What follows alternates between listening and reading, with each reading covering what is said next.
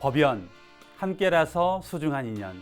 반갑습니다. 저는 진행을 맡은 김홍기 교무입니다. 원불교 소태산 대중사님께서는 허공 법계를 소유권 이전 등기낸 사람이 있는가라는 질문을 주시며 불보살들은 형상 없는 허공 법계를 소유하고자 하나 중생들은 형상 있는 것들만 소유하려고 하다가 일생을 허덕이고 만다고 말씀해 주셨습니다. 늘 우리 모두 참답고 실다운 천지 만물의 주인 되시기를 염원드리면서 오늘은 또 어떤 은혜 세상의 주인공들께서 오셨는지 인사 나눠보는 시간 갖겠습니다. 반갑습니다. 반갑습니다. 환영합니다. 두 분께서 탁 이렇게 스튜디오에 들어오시는데 굉장히 스튜디오 꽉 찬 느낌이 들었습니다. 감사합니다. 가득찬 은혜가 느껴졌는데요. 먼저 시청자 여러분들께 본인 소개 부탁드리겠습니다. 반갑습니다. 저는 지금 이제 서울 개법교당에서 근무하고는 가산 이경환 교무입니다. 반갑습니다. 네, 안녕하세요. 저는 부산 광안교당의 교도 정연입니다. 본명은 일정입니다. 반갑습니다. 반갑습니다. 많이 시청자 여러분들께서도 많이 뵌 분인데 하실 수도 있고요. 네, 또 우리 가사님 같은 경우에는 우리 교무님 어디서 뵀더라? 아마 오늘 여러 가지 궁금한 이야기가 지금 많이 준비되어 있는데요. 법연이라는 프로그램은 두 분이 정말 법연이기 때문에 이렇게 출연을 하셨거든요. 두 분께서는 어떤 법연이신지, 어떤 사이이신지 소개를 좀 부탁드리겠습니다. 먼저 가사님께서 한번 좀 말씀을 좀 해주시겠습니까? 만나지 않아도 이렇게 생각만 해도 훈훈하고 든든하고 감사하고 그런 마음으로 서로 이렇게 연하는 그 심심상련이라고 있잖아요. 네. 그래서 그런 아주 너무나 은혜로운 그런 분이세요. 생각만 해도 그냥 마음이 따뜻해지고 포근해지고 훈훈해지는 그런 그리고 감사하고 감사한 마음이 그 근자에는 있으시고요. 이런 마음 우리 장현님 혹시 아셨나요? 저는 잘 알고 있습니다. 제가 그런 느낌을 받고 있고 이분을 제가 인연이 되기까지는 아마 부천에서 사회 단체 활동을 많이 하고 계실 때 저는 이제 그때 교당 백회순방을 하고 있었을 때입니다.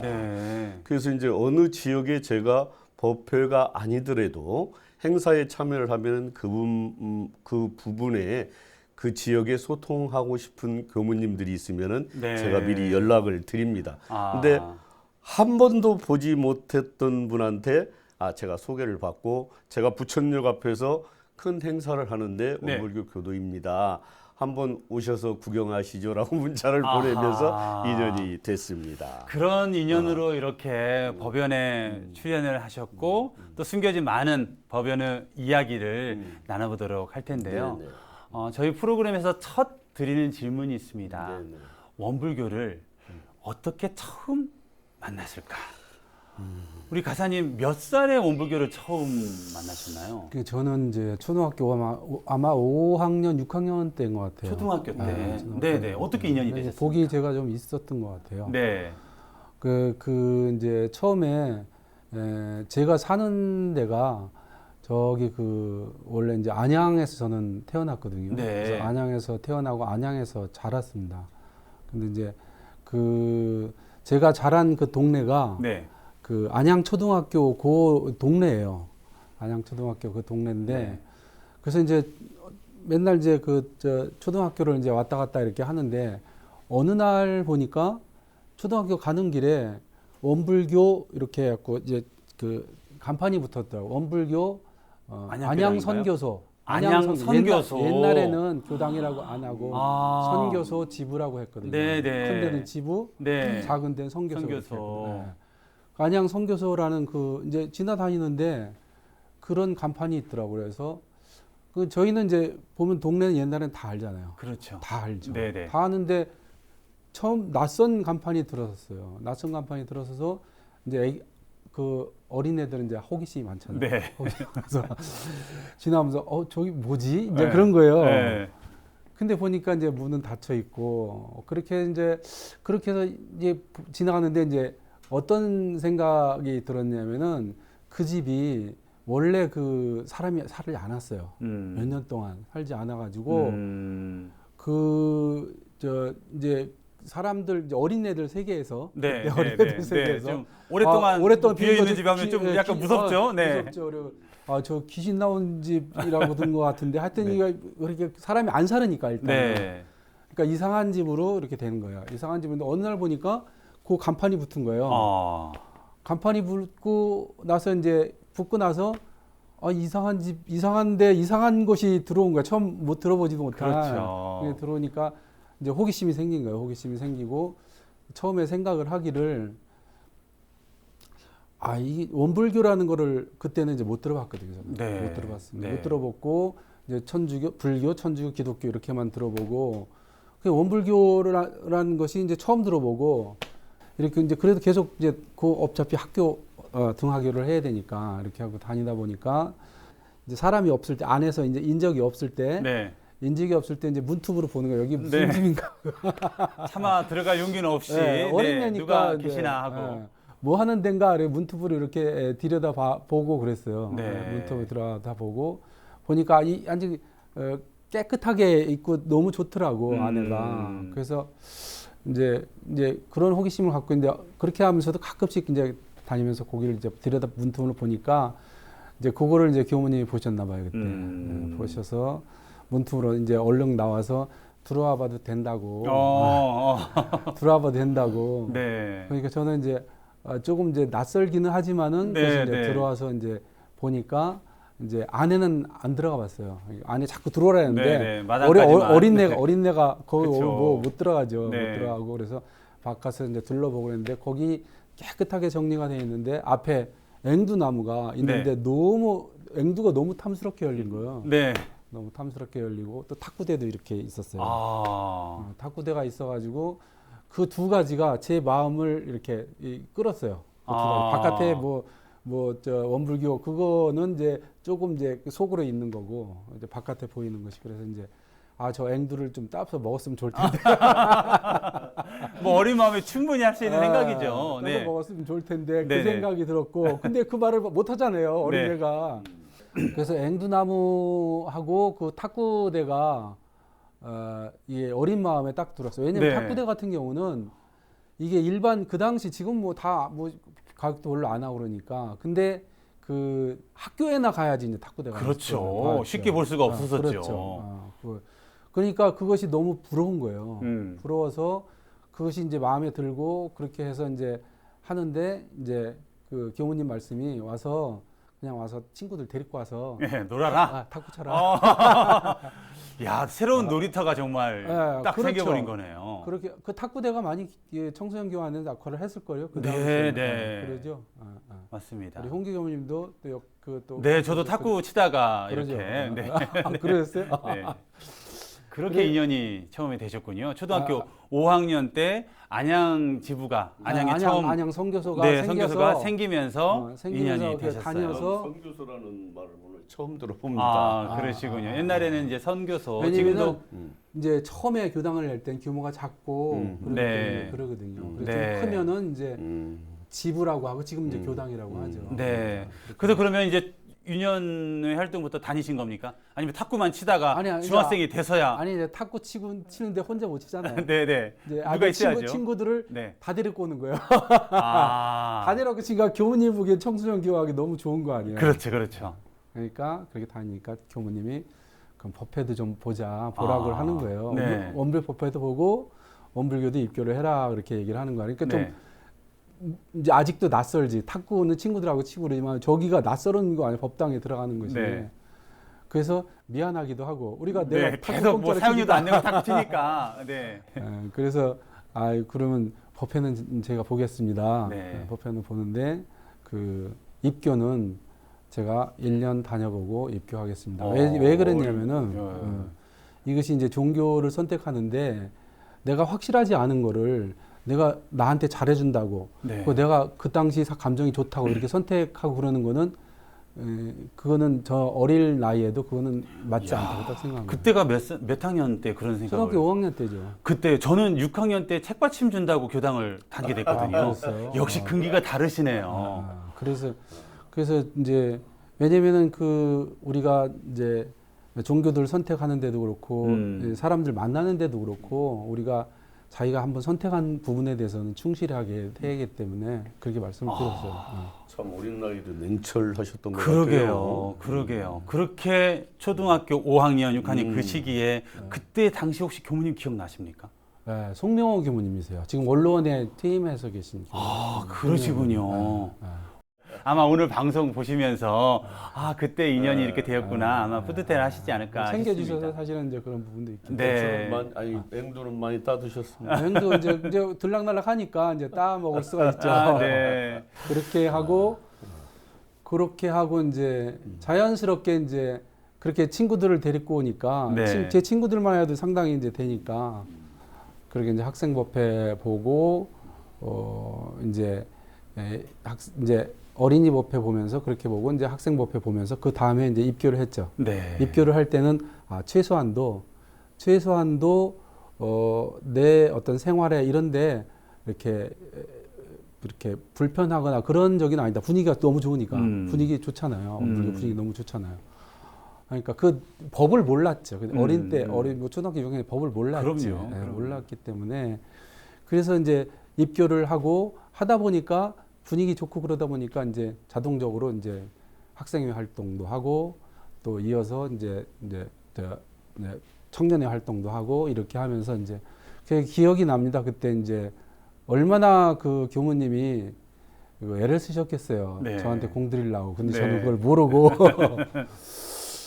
그러면서 이제 한 번은 고등학교 2학년 때일 겁니다 아마. 그러면서 이제 학생 훈련을 가라고 하더라고요. 네. 그래서 나는 별로 가고 싶은 마음이 없는 거예요. 네. 처음 가는데도 가고 싶은 마음이 없는데 가라고 하니까 그래 이제 알았다고 하면서 이제 교무님은 걱정이 되니까 그러니까 이제 막 다른 교당 수원교당 이렇게 사람들 누구도 가고 가른다 그러니까 가서 만나 혼자 갔어요. 네. 그때 이렇게 막 많이 싸주셨어. 왜냐면 거기 총부에 잠을 자는데 아마 여러 가지 뭐 이렇게 이제 잠자고 이렇게 생활하는데 제가 생각 기억에는 침구도 싸줬던 거 이렇게 간단한 이렇게 담요라 덮고 있는 거 그렇게 이제 공을 들이셨어요. 공을 들이고 그런 은덕으로 이제 학생회, 청년회 그렇게 활동을 이렇게 하면서 성장을 하셨습니다. 네. 오늘의 교무님이 계십니다. 네, 이제 출가 이야기는 조금 더 있다가 또 들어보기로 하고요.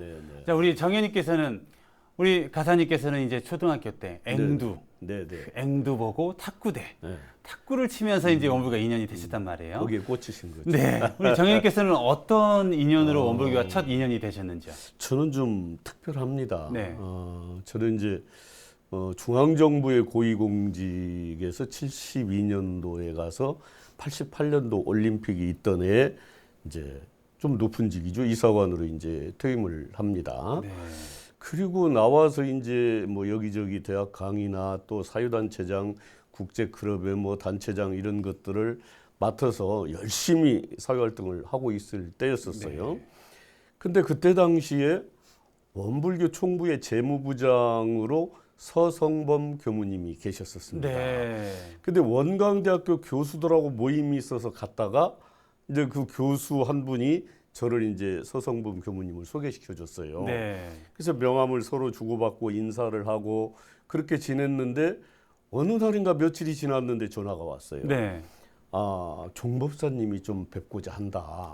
근데 저는 뭐 원불교 종법사가 누구고 뭐가 누구고 모를 때입니다. 그래서 얘기했더니 이제 그분하고는 형님 동생이 됐는데 이분이 원불교를 대표하는 분이고 그러니까 한번 뵙는 게 좋겠다. 그래서 차를 타고 내려가서 총부에서 이제 종법사님을 뵙니다. 그분이 대산 종법사님이시죠. 그래서 뵙고 인사를 드리고 그리고 서울에 올라왔는데 그 뒤로 자주 찾으셨어요. 그냥 이유 없이 좀 내려오면 어떻겠느냐. 그래서 아들 맞이하듯이 가면 늘 반갑게 맞이해 주시고 또 올라온다 그러면 차에다 막 이것저것 실어주시고 근데 이제 종법사님은 이제 늘 옆에다가 이렇게 앉혀놓고 손을 조물락조물락 하시면서 이놈이 우리 원불교는 큰 일을 할 놈인데 근데 그때 당시에 이렇게 이제 다 계시는 거예요. 법무실장. 나중에 와서 보니까 네. 그분들이에요. 그때 이제 시산 오우성 교부님도 거기 계셨었어요. 아, 그러셨어요. 그래가지고 이제 나중에 다 그 얘기를 하게 되죠. 그래서 이제 찾으면은 내려가고 그러면은 하나하나 말씀을 하시는 거예요. 그때는 이제 우리 이 재단에 그 시설 관련된 허가들을 많이 넣어놓고 있고 네. 또 보건복지부 예산을 많이 가져와야 되는 그런 부분이 그런데 예산이 보통 올라가면 다 잘리잖아요. 일단 나오더라도. 네. 그러니까 이제 당시에 제가 나름대로는 중앙에서 이제 그 어떤 역할을 하고 있을 때니까 네. 그거를 좀 네가 좀 해줬으면 좋겠다. 그때가 94년도, 95년도거든요. 네. 그 당시에 아태재단의 중앙위원회의 부의장을 하고 있었고 그 정당의 사무수석부총장, 네. 뭐 기타 등등 뭐 어떤 정치권의 역할을 하고 있으니까 네가 이것 좀 가서 얘기 좀 해라. 그 관할 그 위원회 쪽에. 그럼 제가 이제 스승님 얘기를 듣고 올라와서 이거 정법사님이 애로사항을 겪고 있는 거니까 네. 당신네들이 좀 도와줘야 될 것 같다. 그래서 이제 나름대로 여러 가지 관련된 일을 하고 그때 당시에 지금 이 자리에 지금 앉아 있는 감회가 새로운데 원음방송 허가 문제하고 네. 군종 허가 문제가 가장 큰 두 개의 네. 그 화두였었어요. 네. 네. 그래서 그 문제 신경 쓰라 맨날 그래가지고 올라오면 그리저리 쫓아다니는 거죠. 국방대학원에 강의를 나가니까 국방부에 가서 또 뭐 여러 가지 얘기를 하고 불교, 천주교, 기독교 다 있는데 왜 대한민국의 종교에 군종이 없어야 되느냐. 나름대로 그냥 엄청난 얘기를 하고 다니는데 요즘 방송 전에 그런 얘기를 했잖아요. 제가 네. 그런 얘기하면은 정말로 고생한 분들이 있으니까 제가 말은 못하는데 나도 열심히 했습니다. 네. 아유.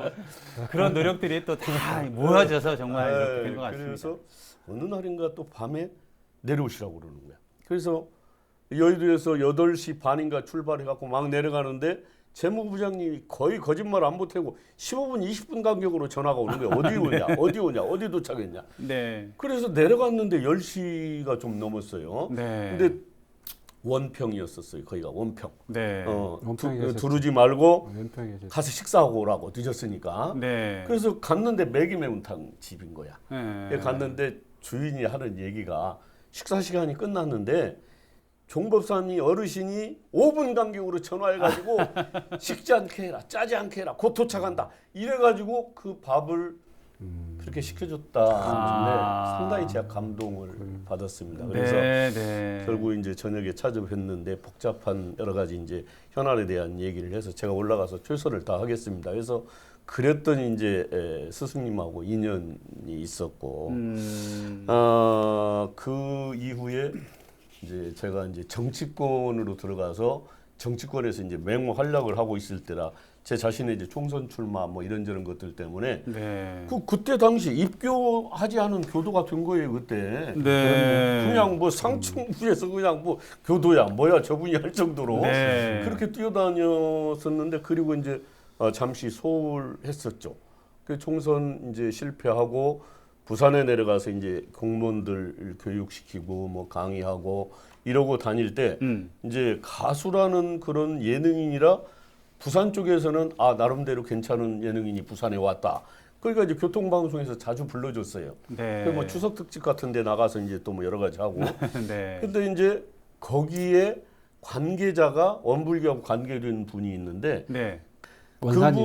네, 이제 원산 선생님. 그래가지고 전화가 왔어요. 네. 그 원불교 교도시냐?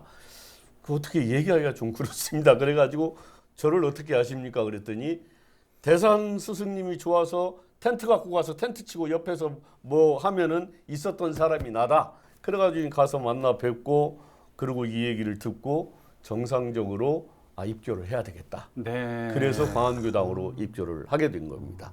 그래서 2년의 어떤 스토리를 정리하면 그것이 지금 제 원불교와의 만남 아닌가 이렇게 규정을 합니다. 좀 어찌 보면 교단에서 정말 그 힘을 역할을 좀 해줄 그 인연을 찾다가 그렇게 많은 활동들을 또 정치권에 이렇게 활동을 하셨기 때문에 저희가 먼저 어찌 보면 손을 내민 그런 인연이시고 그렇게 했기 때문에 정말 뭐 앵두나무나 탁구대가 아니라 큰 스승님의 그냥 이렇게 인연으로. 네, 그럼 법명을 대산 종사님께서 주신 건가요? 이제 그 만덕산에 계시면서 여름날 네. 뭐 이제 중요한 문제만 있으면 부르시니까 네. 그 제가 이제 특채입니다. 특채네요. 당시에 큰 호강을 받으신 거네요. 네. 그래가지고 이제 만덕산을 가셨는데 가자마자 막 그 어디 물에다 담궈놓은 수박 가지고 아주 막 잘라서 주시고 막 네. 어떤 걸 하는데 역시 또 오늘 또 복잡한 문제가 하나 나오고 느낌이 오시는군요. 역시 네. 이제 그게 왔어요. 그래서 알겠습니다. 제가 올라가서 우리 대산 스승님은 어찌됐든 제가 큰 힘이 됐고 저를 좀 부리고 싶어했던 그러니까 시원하게 일들을 하고 그러니까 그랬던 것 같아요. 그런데 이제 끝나고 봉투를 하나 주시는 거예요. 그래서 용돈 주시게요. 고생하셨다고 그러는데 열어봐 이놈아. 그래서 이걸 열어보니까 한화일이죠. 한일자에 정자가 써져 있는 거예요. 그래서 뭡니까? 라고 얘기를 하니까 법명이라면 법명이고 호라면 호고 네 편한 대로 해라 그렇게 얘기하시면서 왜 하필이면 이렇게 했습니까? 그랬더니 말씀 그대로 전하면 내놓으면 가는 데마다 사람이 많이 꼬인다. 사람들이 많이 모인다. 그리고 사람들이 다 좋아한다. 그래서 그 많은 사람들이 너를 만나서 네 마음속에서 쉬고 편안해지고 하는 그런 부분이 하나의 정자와 같은 것이라 그런 사람이 되라라는 것으로 해서 그 이제 법명을 받게 되는 것이죠.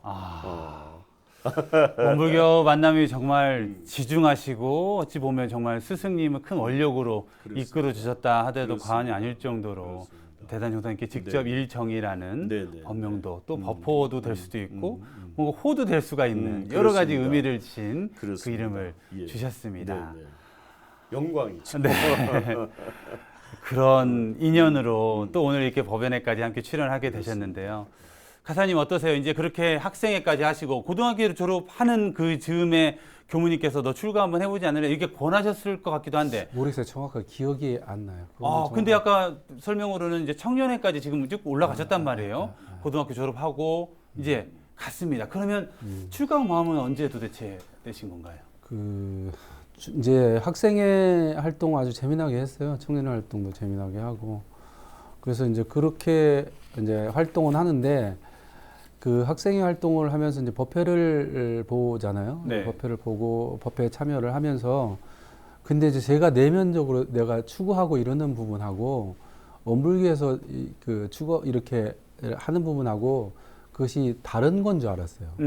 다른 건 줄 알았습니다. 다른 건 줄 알고 그냥 원불교 이제 활동하고 법회 보고 이제 그렇게 재미나게 하고 그렇게 하는데 이제 차차 이제 법회를 보게 되니까 이제 그 교법이 나도 모르게 이제 하나하나 이제 그 내가 익혀지는 거예요. 그래서 익혀지면서 이 안에 내가 추구하는 것이 있구나. 원불 교리 안에. 그렇게 이제 생각을 하고서 그거를 실질적으로 그러면은 이제 그때 실제적으로 이거를 내가 추구하는 것은 본래 이제 추구하는 건 아마 전생에 아마 습이고 서원이었던 것 같아요. 그렇겠죠. 제가 생각을 하기에 그래서 제가 추구하는 어렸을 때부터 그렇게 추구했던 거. 그러니까 아까 종교 선택할 때도 그런 신중하게 그렇게 했고 내가 어렸을 때부터 추구한 인격의 완성을 그렇게 내 인격을 완성을 해야겠다. 그래서 그렇게 인격을 완성을 한 그런 내 마음에 역량을 가지고 세상을 평화롭게 만들어야겠다. 그게 어렸을 때 그거 아마 원불교 만나기 전부터 아예 뭐 5, 6살 때부터 그 서원이었던 것 같아요. 기억은 상근기시네. 정말 어릴 적부터 그 생각 자체가. 그리고 이제 그렇게 하면서 이제 어린 시절을 보내면서 이제 그때 바깥의 외부적인 이런 부분들이 별로 이제 마음에 안 들어오잖아요. 왜냐면 안에 추구하는 것이 너무 강하기 때문에. 그래서 이제 그런 부분을 내 스스로 추구하고 그리고 이제 그렇게 살고 그러다 이제 법회 보고 이제 그런 것을 하면서 조금씩 이제 이 교법이 들어오는 거예요. 그래서 이게 교법을 아는 게 참 중요하다. 그래서 이제 홍기 교무님 아시는지 모르지만 제가 이제 사목장 할 때 그때 훈련한 보통 지금 어린이 훈련은 한 300명 이렇게 막 모였습니다. 저쪽에 저쪽에 그 등지골 수련을 가는데 그 또 청소년 훈련원이 또 하나 있어요. 네. 우리 게 아니라. 네네네. 그때 가서 애들한테 사무국장 할 때 이제 한 말씀 하라면 물어보는 것이 애들한테 확실하게 교리를 집어넣기 위해서 쭉 얘기를 하다가 여러분들의 본래 마음이 뭡니까? 딱 물어보면은 조용하는데 딱 대답하고 일어서는 애들이 있어요. 네. 어렸을 때부터 우리 훈련을 하면서도 교법을 확실하게 알고 그거를 애들이 체험하는 게 중요하다. 그거를 딱 느꼈어요. 그래서 네. 저 부분을 청소년 교육할 때 애들 우선 애들이 재밌어야 되잖아요. 그것 때문에 이제 하는데 교무님들이 이제 그렇게 하고 그렇게 하지만은 그것을 제가 이제 왜냐하면 저는 이제 어린이회 학생회 청년 활동을 했잖아요. 그래서 이제 그런 부분이 중요하다는 것을 알고 이제 나중에 이제 그렇게 했는데 저는 이제 그런 부분들을 나중에 알은 거죠. 네. 이 교법이 이것이 내 어떤 내 안에 내면적으로 추구하는 이 부분하고 이것이 안에 다 안에 있구나. 그걸 알고서 그거를 이제 훈련을 하고 연습해서 내가 힘을 얻어야 되는데 인격을 완성해야 되는데 안 되는 거예요. 안 되면서 이제 대학은 이제 졸업하게 됐고 그러니까 네. 굉장히 몸이 아파버립니다. 왜냐면 이게 안에서 추구하는 거는 바깥에서 현실에서 충족이 안 돼. 그렇죠. 네, 안 되죠. 이게 알긴 아는데 이게 보리맘 쭉 대기대원까지 가려면 얼마나 그 과정이 필요한데 안 되니까 너무나 괴로웠어요. 너무나 괴롭고 그거를 이제 내가 이제 사회에서 우리 집안의 책임도 있고 우리 집안의 책임 내 가장이고 그러니까 장남이고 그러니까 그걸 해야 되는데 내가 안에 추구하는 거하고는 거리가 먼 거야. 그러니까 너무나 스트레스를 받으니까 그래서 머리가 그때 다 빠졌어요. 그때 빠지신 겁니까? 네, 그때 빠졌어요. 그게 상당히 일찍 빠지셨네요. 네. 이게 안에서 이렇게 추구하는 거 있는데 바깥에서 이게 충족이 안 되다 보니까 그렇게 하면서 제가 한 것이 그때 이제 조그만 게 아니라 금강건설이라는데 좀 이제 다니고 이렇게 하면서 한 것이 관악산 기도예요. 관악산. 새벽 4시에 일어나서 한 1시간 가까이 관악산에 올라와서 기도 한 1시간 반 내지 2시간 하고 내려옵니다. 네. 내려오고 왜냐하면 너무나 마음이 고통스럽고 이걸 해결해야 되는데 안 되니까 너무나 간절한 거예요. 그래서 그렇게 해서 계속 이제 관악산 기도를 겨울에도 그렇게 했어요. 겨울에 추웠잖아요. 그 바위 그때 참 무식하게 바위에 앉으셔서 기도하셨어요? 네, 무식하게 기도를 했어요. 무식하게. 그렇게 하고 이제 7시 정도 내려와요. 생활을 하고. 그렇게 하는데 기도하는 중에 제 나름대로 이제 진리 체험을 했어요. 진리 체험을 하고서 진리 체험한 것에 이제 잡은 거예요. 방향을 잡힌 거예요. 이렇게 살면 되겠다. 이것을 계속 체험을 하고 키워가고 확장시켜 나가면 내 인격을 완성을 하고 내가 힘을 그때 너무나 큰 에너지를 받았기 때문에 편안함을 받았기 때문에 그렇게 해서 내가 출가를 해야겠다 이렇게 이제 결심을 하고 부모님들을 이제 바로 하면 충격을 받으니까 상당 기간 동안 한 1년 이상일 겁니다. 설득을 하고 근데 제가 너무 아파버리니까 부모님은 전혀 그런 부분들에 대해서 이제 잘 공들여서 키워놨는데 집안을 살리고 그렇죠. 이제 좀 그렇게 해야 되는데 쓸만해졌는데 이게 아파버리고 아파버린 정도가 너무 아파버리니까 그리고 이제 얘기를 해보니까 이제 부모님들이 막 어디가 점도 보고 이렇게 그러셨던 것 같아요. 점도 보고 이렇게 하셨는데 이제 결국 이제 그 사람 이제 그 점 보는 데서 저 사람은 집안에만 있어서 활동할 사람이 아니다. 바깥에 나가야지 저 사람의 어떤 삶이 펴진다. 그렇게 이제 했는가 봐요. 그러니까 이제 부모님도 이제 포기를 하고 제가 이제 출가를 해야겠습니다. 그러니까 부모님은 너무나 마음이 업장이 이제 쓰러지는 거예요.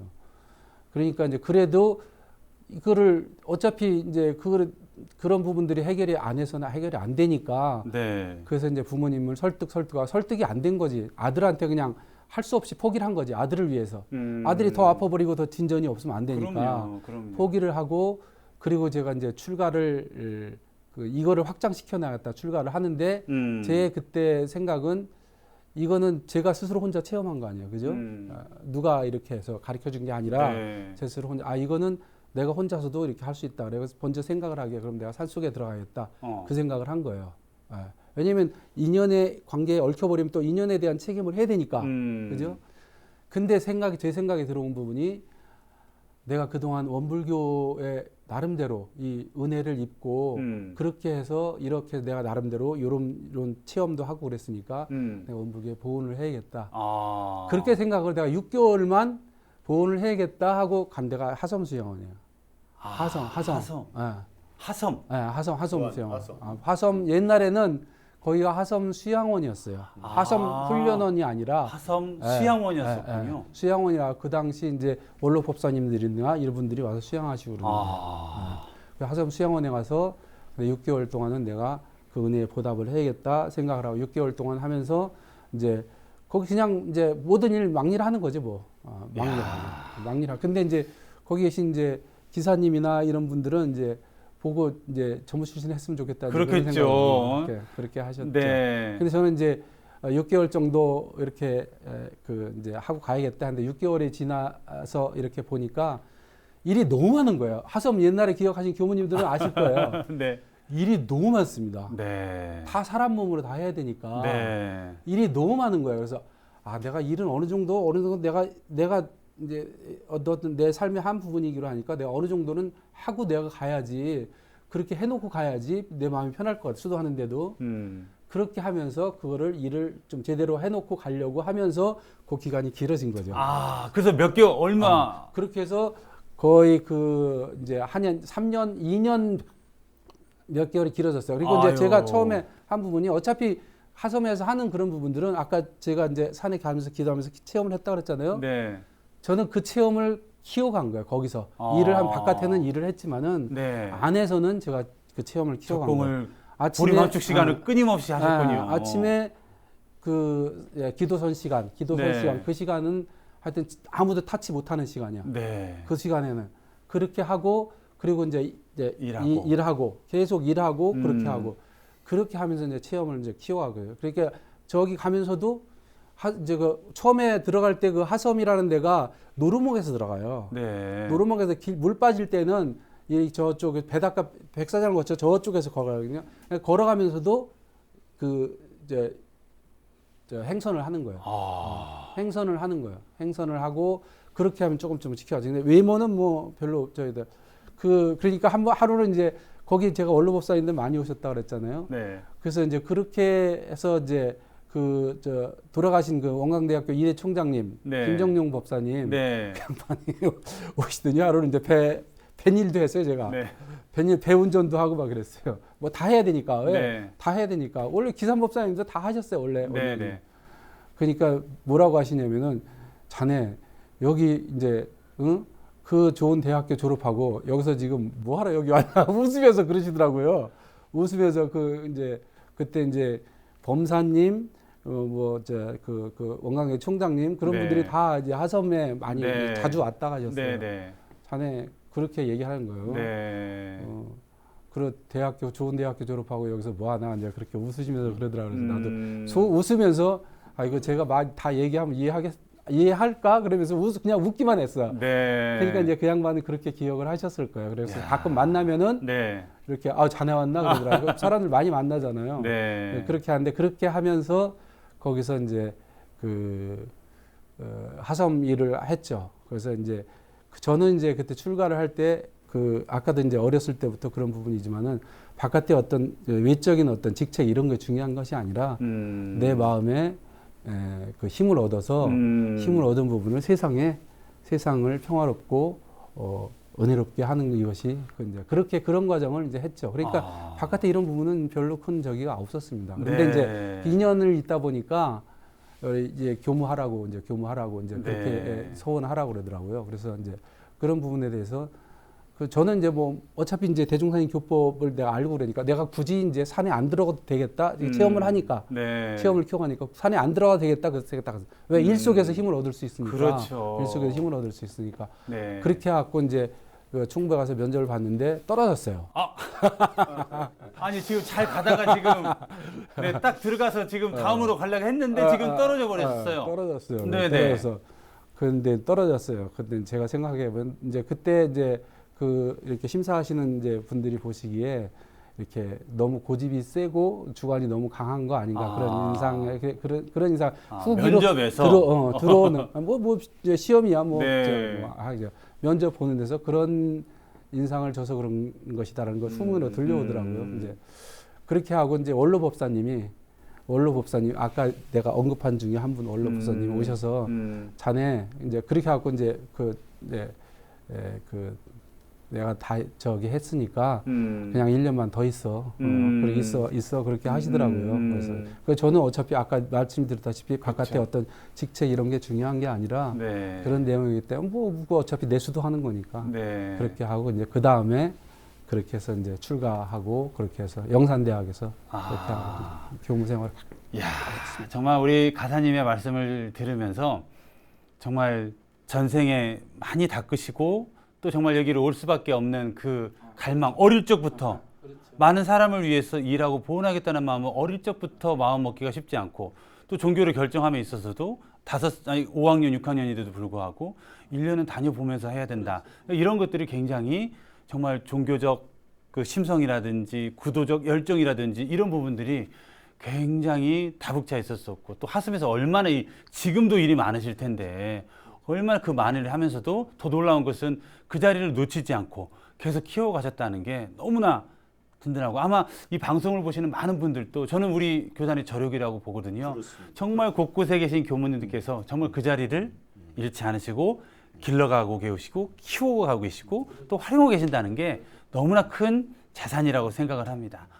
정말 다시 달리 보이십니다. 더 멋져 보이십니다. 네. 우리 가사님 못지않게 멋지십니다. 네, 우리 정현님께서도 큰 서원이 있다고 저는 알고 있습니다. 저는 광안교당 입교하고 며칠이 지났을 때예요. 이거 뭐 한 달이나 두 달이 지난 그 시간이 아니었고 입교를 하고 며칠이 지났는데 밤에 스승님이 현몽을 하셨어요. 꿈에. 네. 깜짝 놀라서 눈을 떠보니까 2시쯤 됐을 때예요.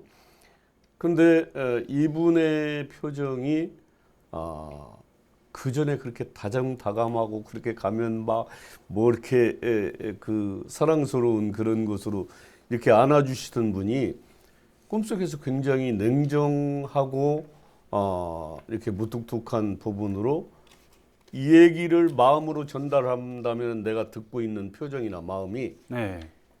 너 지금 뭐 하고 있느냐? 입교하기 얼마 안 됐는데 나타나지 않던 그분이 나타나셔서 그런 표정을 짓고 말은 한마디도 안 했어요. 표정으로. 근데 그 장소가 만덕산 같았어요. 꿈속에 그 배경이 비슷하게. 그래서 벌떡 일어나가지고 기도를 시작했습니다. 이 스승님도 오래간만에 뵌 것도 있고. 그래서 아마 가산 교무님은 아시지만 제가 일주일 동안 두문불출하면서 스승님이 원하는 게 뭐고 저게 무슨 뜻으로 현몽을 하신 것이냐. 그 전에 그렇게 심부름을 제가 많이 다녔고 그랬던 부분인데 그때 당시에 제가 가수 데뷔 사집 가수였었어요. 사집. 그래서 가수 활동을 하고 예능인 활동을 하고 다닐 때인데 기도 끝에 얻은 결론이 내가 가수니까 원불교 노래를 대중가요로 하나 만들어서 불러봐야 되겠다. 그래서 이제 원불교 마음 공부 작시를 합니다. 작시를 해가지고 제 아는 교무님들한테 이제 쭉 돌려서 이런 내용으로 노래를 만들고 싶다. 다들 좋아하는 게 반대하시는 분들이 없고 그래서 이제 그 노래를 제가 만들었죠. 만들어가지고 CD 만들고 방송심의 통과시키고 여러 가지 다 해서 그것도 성가가 아닌 대중가요로 곡을 발표합니다. 그리고 대중가요 무대에서 그 노래를 부릅니다. 대단하시네. 그 속에서 방송에서 이렇게 하네. 다른 사람들이 보기에 의아하게 보는 저분이 이 무대에서 왜 저런 노래를 부르지? 그렇지만 저는 희열이 느껴졌죠. 이 법에 대한 노래 이것을 내가 많은 대중들한테 전달을 하고 있다. 실제적으로 대중 가수들도 뭡니까? 이 노래를 하고 내려가면은 네네. 선생님 노래를 들으면 마음이 편해져요. 네. 그 얘기가 10명이면 9명이 합니다. 네. 그래서 요즘 지금까지도 저는 이런 이야기를 합니다. 네. 그때 그 꿈에 현몽하셨던 네. 어르신의 그 일을 제가 하고 있습니다. 네. 그렇게 느껴지고 있어요. 그래서 그렇게 활동을 하고 있습니다. 네. 그럼 풍류로서 세상을 건져라. 이건 정산 종사님의 그렇습니다. 말씀이시기도 하지만 네네. 정말 그 마음 공부라는 노래를 발표하시면서 내가 이 노래를 내 발걸음 닿는 곳마다 내가 있는 곳마다 전하리라라는 그런 서원을 세우시잖아요. 자, 그것도 물론 중요하지만은 마음 공부가 풍류라는 것을 전제할 수는 없죠. 네. 그야말로 풍류로 세상을 구하리라 했던 그 말처럼 네. 그 원래 이성택 우리 저기 서울 네. 계시는 분이 네. 교산. 저를 만나면은 원불교의 문화예술단을 좀 거창하게 만들어 봐라. 네. 당신 같은 사람이 하면은 정말로 잘 될 것 같다. 네. 그 말 끝에 제가 이제 공연그룹 풍류라는 것을 만들어서 제가 이제 작사 작곡을 하니까 곡을 만들어서 준 제자들, 네. 제자들하고 가수들 따르는 가수들하고 해서 이제 전국을 순회하게 됩니다. 그 주로 뭐디 이제 사람들이 가면은 어느 교회 간다 이 부분을 두려워하는데 네. 가수들이 절 전부 따르고 좋아하는 사람들이니까 네. 교당에 가도 어디를 가도 다 네. 잘합니다. 네. 잘해가지고 그렇게 해서 정말로 길을 살려내고 네. 경남교구의 뭐 교구 행사 같은 데 가서도 그 기운을 불어넣고 그러고 다니면서 그야말로 풍류의 본질을 이해하고 제대로 하고 있는 거 아닌가 제 네. 나름대로는 그렇게 생각을 하고 있습니다. 아니, 사람들 마음을 여는 데 있어서 정말 네네. 노래처럼 또 네네. 풍류처럼 좋은 게 또 없거든요. 그렇습니다. 네, 정말 큰 역할을 하고 계시고 또 앞으로도 그 역할이 지속되리라 네. 생각이 들어집니다. 예. 그런 활동을 하시다가 그러면 두 분이 인연이 그렇습니다. 되신 거네요. 그렇습니다. 네, 이제 아까도 말씀드렸듯이 이제 대전을 간다. 네, 그러면은 제가 이제 아는 교무님들한테 연락을 해서 대전에 어느 교무님을 제가 만나면 지역에 이야기를 할 수 있고 들을 수 있겠는가. 네, 그렇게 해서 이제 소개를 받으면은 네, 그 지에 가서 이제 연락을 합니다. 네, 그리고 부천에 가서 큰 공연을 방송 출연을 하는데 누구를 만나야 되느냐 그러니까 가산 교무님을 만나십시오.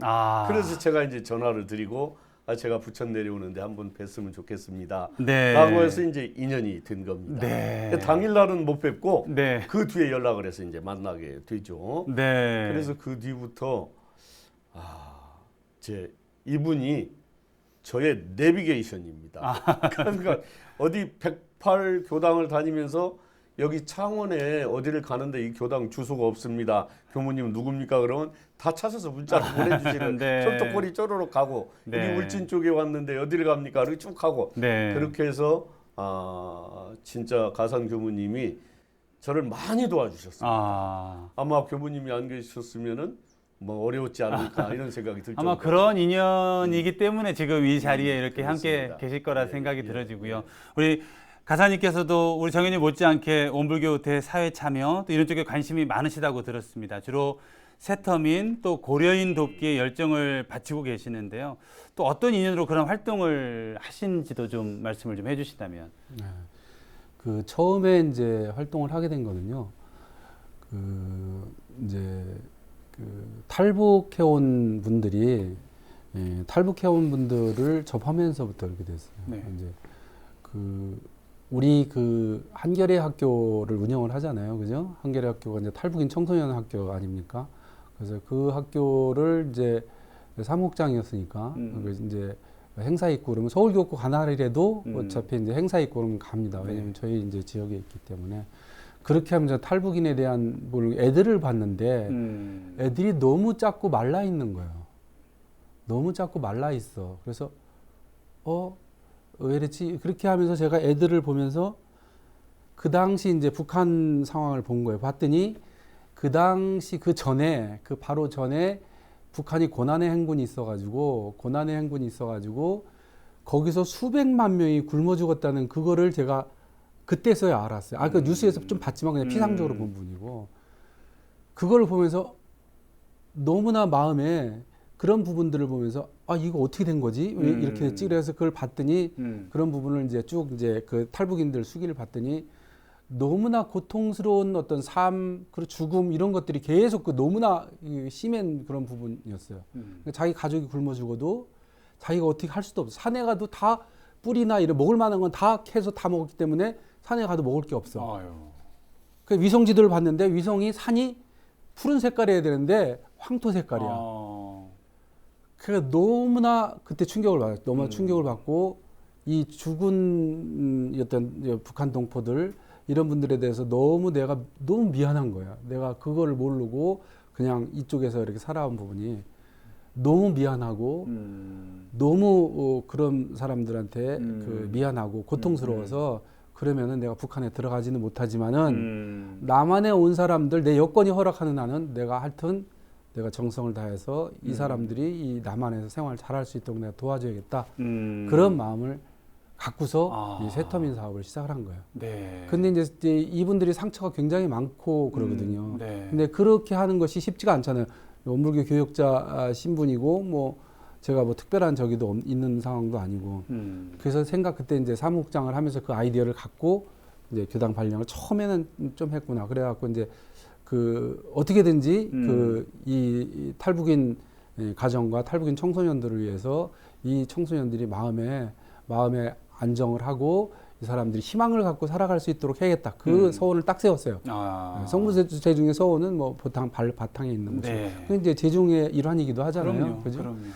그렇게 해서 이제 그때 이제 제가 이제 여성의 사무국장을 오래 하다 보니까 이제 여성의 회장단을 알잖아요. 네. 그래 다 알고 그러니까 여성의 회장단 분들한테 우리가 이렇게 은혜 사업, 우리가 낙원 세상을 만들면서 이러한 사업을 해야 됩니다. 그러니까 다 이제 좀 그런 부분들에 대해서 이렇게 적극적이지 않은 거예요. 왜? 우리가 그 당시 북한이라는 그런 부분들에 대해서 두려움도 있었고 또 그 이제 가까이 하려는 게는 좀 이제 자기들도 부담되고 그렇게 해서 그때 이제 생각을 한 거야. 그러면 이 학생들하고 교도님들하고 결연을 맺으면은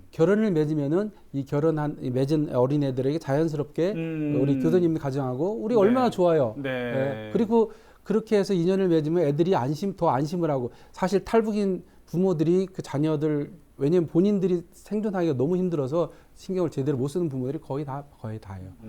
그래서 그렇게 하면 또 안정적으로 남한에서 이렇게 안정적으로 생활할 수 있는 희망도 갖고 그렇게 하겠다. 그렇게 생각을 하고서 이제 그걸 시작을 하는데 아까 말씀드렸듯이 여성회장 분들이 같이 저 혼자 할 수가 없는 부분 아니니까. 그래서 이제 그렇게 이제 하자고 하니까 그거를 이제 다 적극적이지가 않으신 거예요. 그래갖고 근데 제가 확실한 신념이 하나 딱 들으니까 홍기경님 그거 누구셨죠? 내가 신념이 생겨버리니까 그 에너지가 나한테 나오더라고요.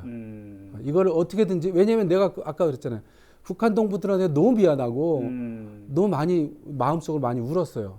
어떻게든지 내가 이걸 해야겠다. 그러니까 그러면 내가 연말을 하게 된 거예요. 연말을 해서 어떻게 하면 좋을까 생각을 한 끝에 그러면은 우리 여성회장단 분들을 탈북인 애들을 한번 보게 하자. 그렇게 한 거예요. 그래서 여성회장단을 데리고 한길학교를 가서 봤어요. 애들을 보니까 애들이 순수해요. 말르고 그렇지만은 지금 인사하고 안녕하세요 인사하고 또 이따 만나면 또 안녕하세요 또 북한에서 그렇게 이제 훈련 받은 그래서 근데 그 내면적으로 진실해. 그 마음이 전달이 됐네요. 그 마음을 이 여성회장단이 이제 느낀 거야. 그러니까 교무님 그러면 하시게요. 그렇게 하고 시작을 한 겁니다. 시작을 했는데 사업자금이 있어야 되잖아요. 사업자금이 있었는데 제가 뭐 알다시피 뭐 아무것도 없는 사람이고 그 교구나 교단 상황도 그거를 뭐 이렇게 적극적으로 해줄 수 있는 상황이 아니잖아요. 그러니까 제가 또 연말을 한 것이 그러면은 국가에서 있는 거를 좀 찾아보자. 그래갖고 내가 이게 서원이 강하니까 어떻게든지 이걸 이루려고 그냥 다 찾게 되시는 거예요. 그렇게 해갖고 이제 하여튼 기도하면서 찾은 거야. 기도하면서 기도하면 찾아가지고 이제 통일부에서 그 예산이 있더라고요. 근데 그것이 이제 그 경쟁이야, 경쟁. 경쟁이야. 그 공모 사업이에요. 네. 그래서 그거를 이제 기도하면서 간절하게 하면서 해내니까 첫 해에 그렇게 됐더라고요. 근데 2천만 원 정도 가까운 돈이에요. 그래서 그 예산 갖고 아주 활발하게 했어요. 2천만 원 정도면 활발하게 하거든요. 그래서 활발하게 하니까 다 애들도 좋아하고 여성회장단들도 너무나 좋아하는 거예요. 애들하고 같이 함께하고 그러니까. 그렇게 해서 이제 그 사업이 매년 이제 선정을 하게 돼서 한 10년 가까이 이렇게 했습니다. 이야, 정말 그 한 사람의 원이 세상을 바꿀 수도 있구나라는 것을 정말 우리 가사님 활동을 통해서 간접적으로는 아마 체험하게 되는데 아마 이 방송을 보시는 많은 분들이 더 관심과 또 참여와 지원이 함께 있기를 아울러 염원 드려봅니다. 우리 정현님은 그러면 몇 집 가수이신가요? 지금 8집 가수입니다. 8집? 예. 직접 작사도 하시고 네, 또 네, 작곡도 네. 하시고 그렇습니다. 노래도 하시고 그렇습니다. 그 가운데 네. 너무나 이 눈에 쏙 들어오고 귀에 쏙 들어오는 노래 원불교 마음공부 제목입니까 이게? 그렇습니다. 대놓고 원불교 마음공부입니까? 그렇습니다. 네. 그 곡에 대해서 좀 소개를 좀 해주시죠. MC가 소개를 할 때 그렇게 합니다. 원불교 마음공부. 다음은 정현님의 원불교 그렇습니다. 마음공부입니다. 그렇습니다. 더 이상 확실한 거 없습니다. 이야, 정말 이 미디어 교화를 확실하게 해주시네요. 이 제목을 왜 이렇게 정하겠다 생각을 하신 건가요? 그거는 제목을 정하는 것이 아니라 이미 네. 노래 속에 네. 대종사님 법이 있고 원불교 교법이 그대로 실행돼야 되는 이야기 아니에요. 그게 가슴에 대종사님 모시고 이런 상을 새기고 예를 들어서 마음 공부, 참회 모든 것들을 다 한 번에 요약해 가지고 그래서 다른 분들이 교도들이 이 노래를 좋아하고 교무님들이 좋아하는 저기 김천의 최영정 교무님. 네, 최영정 교무님. 버스를 타고 가다가 전화가 왔어. 제가 처음인데 이 노래를 듣고 너무 노래가 좋아서 전화를 했습니다. 그리고 대부분의 사람들이 하는 얘기가 마음이 편안해지고 그야말로 그 대종사님 법에 이렇게 쭉 감싸는 듯한 그런 표현을 든다. 근데 그 어르신이 꿈에 나타나고 너 뭐하냐? 네. 그렇죠. 이거 했습니다. 지금 이제 그렇게 얘기를 하죠. 네. 그리고 이제 당당한 것이 내가 아까 좀 이렇게 희열을 느낀다 그런 얘기를 대중가수들이 부르는 대중가요 무대에 가서 다음은 아까 말씀하신 대로 가수 정연의 원불교 마음공부 이렇게 하면은 객석에서도 뭐야? 그렇죠. 뭐야? 이미 제목을 들어보지도 않고. 그런데 노래를 듣고 나면은 마음으로는 약간 거슬릴지 모르지만 왠지 노래가 편안하다. 소리도 좋다. 이런 이제 대체적인 표현을 하는 거예요. 그래서 어르신이 점지해 주신 곡이다. 저는 그렇게 생각을 합니다. 지금 이 방송을 보시는 많은 분들이 들어보신 분들도 물론 계시겠지만 야 그러면 이쯤에서는 그 노래가 좀 나와봐야 되는 거 아니야? 라고 생각들을 하실 겁니다. 그래서 준비했습니다. 오늘 정현님의 원불교 마음공부란 곡을 시청자 여러분들과 함께 감상해보는 시간 갖겠습니다.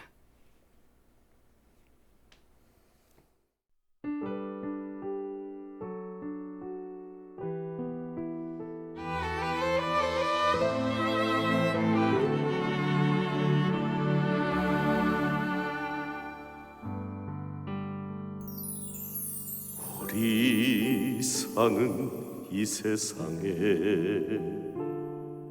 원불교 감사 생활 마음 공부 같이 하는 함께한 도반이여 우리 마음에 계신 대종사님 보면서 지금은 지나가 버린 시간을 돌아본다. 지난 세월은 부질없는 욕심이었네. 꿈 같은 세상만 사 참회로 성찰하며 정신의 개벽 마음 공부 원불교에서 같이 하는 도반과 함께 원불교 사랑.